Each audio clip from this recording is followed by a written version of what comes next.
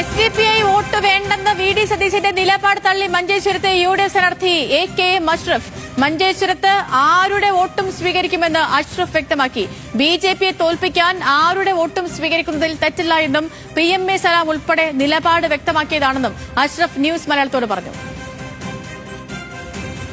മഞ്ചേശ്വരത്ത് BJPക്കെതിരെയാണ് ഞങ്ങളുടെ നീക്കം. മഞ്ചേശ്വരത്ത് BJPക്കെതിരെയാണ് ഞങ്ങളുടെ നീക്കം. BJPക്കെതിരെ ആരെ വോട്ട് ഞാൻ സ്വീകരിക്കും. BJPയെ തോൽപ്പിക്കലാണ് ഞങ്ങളുടെ ലക്ഷ്യം.